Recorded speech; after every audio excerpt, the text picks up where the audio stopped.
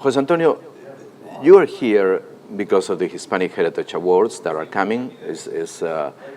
Para quien no los conozca, los premios de la herencia hispana son un punto de referencia, y yo diría que incluso un punto de inflexión en la hispanidad estadounidense, en lo que yo llamo los hispanounidenses. Nos llenas de orgullo y nos llenas de calidad. Háblame primero qué es lo que va a venir ahora en septiembre con los premios. Bueno, Alberto, primero yo creo que lo debemos poner en contexto, porque este año yo creo que es el año más importante para tener nuestros Hispanic Heritage Awards.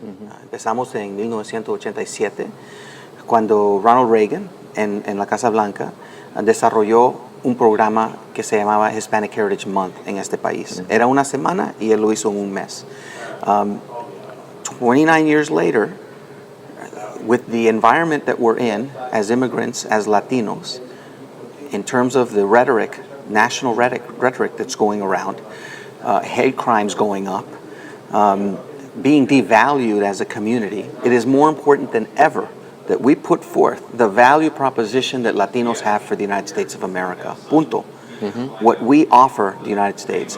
And when we're able to focus on great leaders, pivotal leaders, whether it's Justice Sotomayor, who we have announced, whether it's Junot Diaz, the great Pulitzer Prize winning, MacArthur Genius Award winning author, who speaks from El Barrio in the same language, bringing to life the characters that he grew up with, sharing our Latino culture from the Dominican or perspective. And then we have someone like J Balvin, who is an absolute sensation, but people don't understand why he's getting this premio as a young man.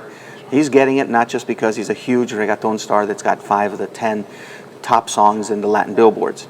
He's getting it because he was one of the first people to say, I am not going to perform for the Donald Trump related events. I am not going to perform in any of his sites. Took a stand against that, took a stand against violence against women, has taken stance after stance after stance. And that's why he's getting it. And he also represents this generation of young Hispanics that is the fastest growing demographic segment in the nation. Absolutely. Which is part of the Hispanization of the United States. So it's important that we have that mix where we have... and then you have Angelica Maria. We have a legend like Angelica Maria, but it only works when you're juxtaposing her with J Balvin and some others.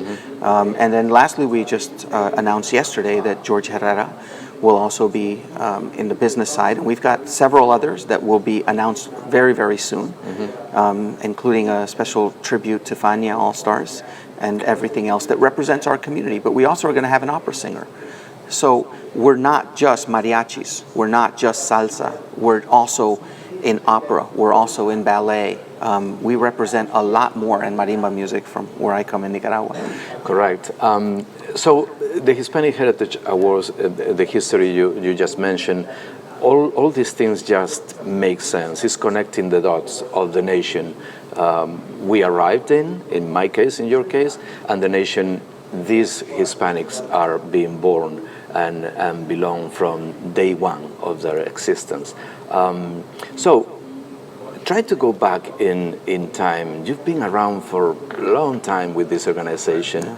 Try to go back in time and find those moments that you consider emotionally important, even politically relevant. I think for me, the biggest thing that I was able to do when I took over 16 years ago, and I was not anyone's first choice, I was one guy's first choice, which was the best guy I know, Dr. Pedro Jose Greer, who's also a MacArthur Genius Award winner, a Presidential Medal of Freedom winner, a very famous doctor out of Miami.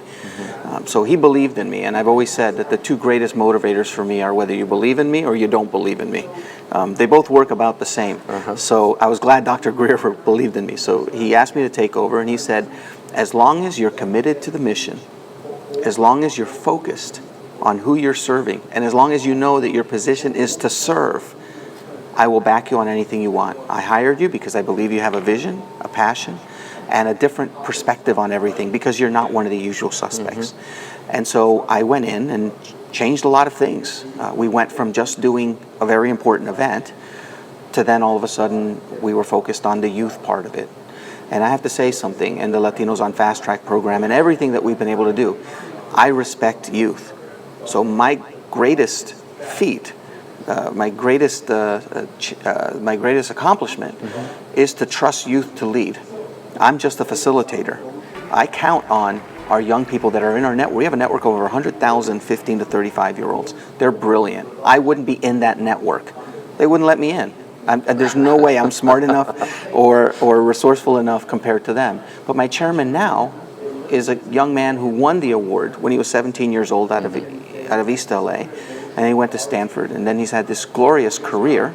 But he's now my chairman. He was instrumental in getting us into all the tech stuff we're doing. Amazing. So he's Emmanuel Pleitas is now my chairman, taking over for Dr. Greer, a very famous guy who's in his 60s, and I replaced him with a guy at that time that was in his early 30s. And Emmanuel has been very responsible for us moving in certain directions, which I'm very proud of allowing him to lead. My job's a facilitator. Antonio, José Antonio, ¿cómo hay que llamarte? Porque yo me confundo cuando hago un Google tuyo. No, está bien. Nací José Antonio. Exacto. Cuando era joven me llamaban Toñito, que es el nombre de mi hijo, pero no podían pronunciar Toñito, entonces me llamaban Tony. Y después se quedó con Tony, pero hay una gran parte de la población que me llaman Toñito todavía, especialmente en Nicaragua. Vamos a ese Toñito, vamos a ese... Tony está bien, no importa. Vamos a Antonio, Tony, vamos a Toñito, vamos a Nicaragua. Vamos hablando de tu viaje, de tu trayectoria vital a tu llegada a Estados Unidos con 6 añitos, que tú te sentiste el niño invisible. Háblame de ese niño invisible y cómo ese viaje personal de Antonio Tijerino en Estados Unidos lo conectas luego emocionalmente, sociológicamente a la realidad de los nuevos inmigrantes en Estados Unidos. Bueno, I had 2 times that I came to the United States, and it's very interesting. The first time was under pretty good circumstances. My father had a job with the OAS. My mother was with us. We were a complete family moving into Tenley Circle. The only problem was that I got here, and the next day I was in school. And I didn't go to kindergarten. I don't remember kindergarten in Nicaragua. We just went straight into the first grade the day after we got here. So I didn't speak a word of English. And I talk about it in the article that you're mentioning. The reason I felt invisible, invisible, was invisible and invisible, and invincible as well. I didn't speak any English. The teachers and the other kids bullied me like crazy because I looked different. DC was very different back in the late 60s. You didn't have a large Latino population. And they actually left me back in first grade and thought that I had learning challenges, thought that I was mute at one point. I remember one of the teachers squeezing my arm to see if they could get a sound out of me.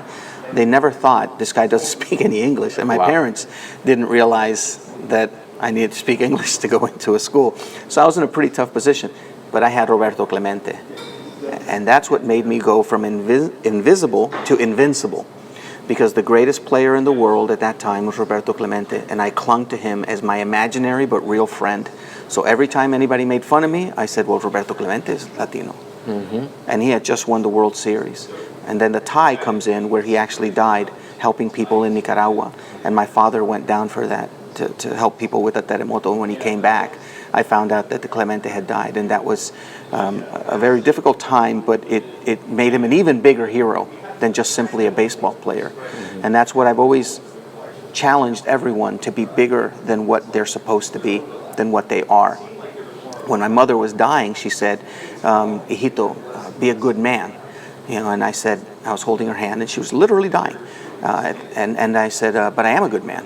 I think it was in my 30s, but I don't drink, I don't smoke, I don't beat girls up, I don't do a lot of those other things. I've never been to jail, I get RK grades. She said, you're describing an average man. I want you to be a good man. Wow. And that's when I realized that it takes more than not doing bad things to be a good man. Antonio Tijerino, Presidente, CEO de Hispanic Heritage Foundation. Muchas gracias. Bueno, gracias. Siempre un honor.